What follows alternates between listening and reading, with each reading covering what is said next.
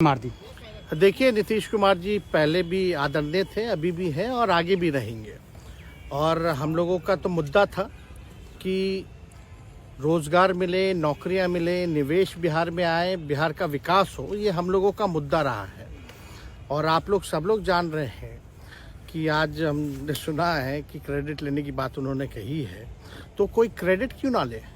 हमारे 79 विधायक हैं और उनके जो विधायक हैं वो 45 हैं, मंत्री हमारा है, विभाग हमारा है, तो हम क्रेडिट क्यों ना लें।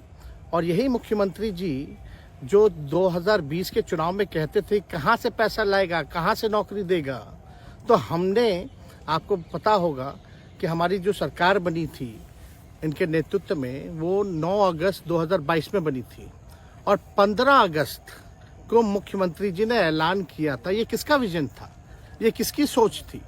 तो जो मुख्यमंत्री कहता था कि यह असंभव है नौकरी देना, उसको हमने एक हफ्ते के अंदर जो है उनसे बुलवाने का काम किया। जो कहता था असंभव है, तो हम लोगों ने जिस हिसाब से विकास के काम किए, नए नए नीति लाए, टूरिज्म डिपार्टमेंट हमारे पास था, हमने टूरिज्म पॉलिसी लाया। आईटी डिपार्टमेंट राज्य कोटा में था, हम लोगों ने जो है आईटी पॉलिसी लाई। और भी कई जो पॉलिसीज हैं हम लोगों ने लाने का काम किया। स्पोर्ट्स पॉलिसीज हम लोगों ने लाने का काम किया। जो खेलेगा उसको भी नौकरी मिलेगा सरकारी, और जो पढ़ेगा उसको भी नौकरी मिलेगा। शिक्षा विभाग किसका था, राष्ट्रीय जनता दल के पास था। हमारे मंत्रियों ने लगातार जो है नौकरियां देने का काम किया। और ये 17 महीने में जो काम हुआ है, ऐतिहासिक काम हुआ है, जो आज तक पूरे देश में नहीं हुआ है। और ये भाजपा और नीतीश जी की तो सरकार 17 साल भी रहे, तो 17 साल बनाम 17 महीने जो काम हुआ, एक विभाग ने वर्ल्ड रिकॉर्ड बनाने का काम किया। एक विभाग ने एक दिन जो है 70 दिनों के अंदर जो है 2 लाख से भी ऊपर जो है हम लोगों ने नियुक्तियां पत्र वितरण करने का काम किया। ये ऐतिहासिक काम है, किसी भी राज्य में नहीं हुआ। और अब तक हम लोगों की सरकार ने लगभग जो है, जो गवर्नर ने भी जो स्पीच दिया अभी 26 जनवरी को, तो 3.5 लाख से ऊपर की बात कही उन्होंने, नौकरियां दिया। तो किसके राज्य में हुआ, किसका विजन था। तो कहीं ना कहीं से जो लोग कहते थे कि इनके लोग काम नहीं करते थे, हम लोगों ने तो इतना इनसे करवाया जिनका कोई विजन नहीं था, जो थक गए थे, थके हुए मुख्यमंत्री थे, उनको हम लोगों ने इतना काम करवाया। तो इतना काम तो हुआ ही है सारा।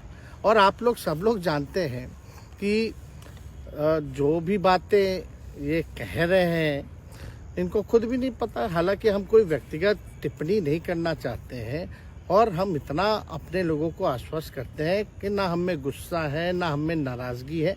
हम बड़े संयम रूप से हम लोगों ने गठबंधन धर्म का जो है पालन किया है और उसी हिसाब से हम लोग आगे जनता के बीच अपनी बातों को रखेंगे। लेकिन एक बात स्पष्ट रूप से मैं कह देना चाहता हूँ कि अभी खेल शुरू हुई है, अभी खेल बाकी है। और मैं जो कहता हूँ वो करता हूँ। और आप लिख के ले लीजिए, जनता दल यूनाइटेड जो पार्टी है 2024 में ही खत्म हो जाएगी, ये निश्चित रूप से लिख लीजिए। और अभी तो खेल शुरू हुआ है, खेल बाकी है। अभी इन लोग जो भी करें, लेकिन मेरा स्पष्ट रूप से मानना है कि जनता हमारे साथ है और हमारा साथ देगी। और हम तो भाजपा के लोगों को भी धन्यवाद देते हैं, शुभकामनाएं देते हैं। चलो, जनता दल यूनाइटेड को अपने साथ लिया। उन्होंने कहा कि आपने मजबूर कर दिया उनको।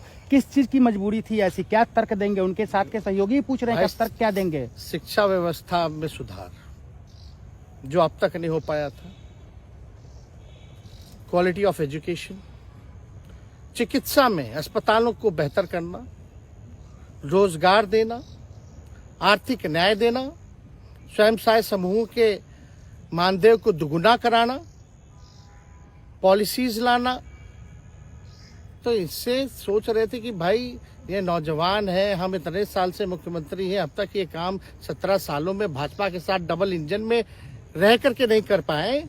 और ये डिप्टी सीएम होकर के इनकी राजद के मंत्रियों ने इतना काम कर दिया, तो ये पच नहीं रहा होगा। आपका क्या रह गया इस सरकार में जो आपने 10 लाख की वादा किया? किस किस डिपार्टमेंट में बाकी रह गया जो आपने नहीं कर पाया? लगभग हर जगह निपा लिया है। और हम आपको बता दें, पिछले 2 कैबिनेट से पब्लिक हेल्थ कैडर का फाइल इन लोगों ने रोक रखा है, जिसमें लगभग 1 लाख से भी ऊपर नियुक्तियां हैं। हम लोगों ने पास भी किया सारी चीजें, लेकिन ये लोग कैबिनेट में नहीं आने दे रहे। 2 कैबिनेट से नहीं आने दे रहे।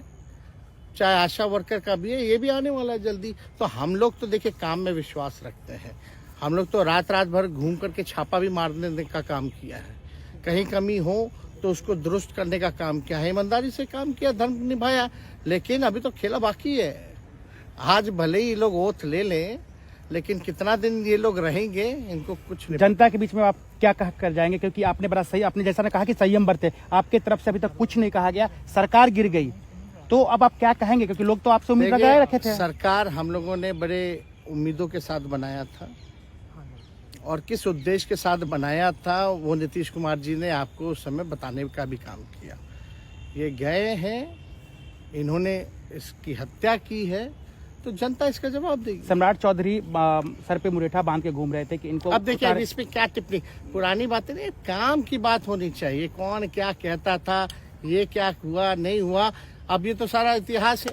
लेकिन हम तो आगे के बारे में सोच रहे हैं, और आगे यही है कि खेला भी बाकी है, और हम लोग मिल करके जो है, जो विजन के साथ आए हैं, उस विजन को हम लोग पूरा करेंगे जनता के साथ। सर, एक सवाल, जिस तरीके से वो विधानसभा में भाषण दे रहे थे, जहां मंच पे जा रहे थे, कुछ ऐसे एक्टिविटी थी उनको लेकर जिसके लेकर पूरा बिहार में चर्चा था। आप क्योंकि उनके साथ कैबिनेट में रहे हैं, उप मुख्यमंत्री रहे हैं, हर जगह आप साथ में बैठे रहे। आप तो जान ही रहे हैं, जब नीतीश कुमार जी हमारे साथ होते थे, मंच से हम लोग बातें करते थे, तो क्या क्या नहीं बोलते थे, कितना काम कर रहे हैं, ये काम हुआ।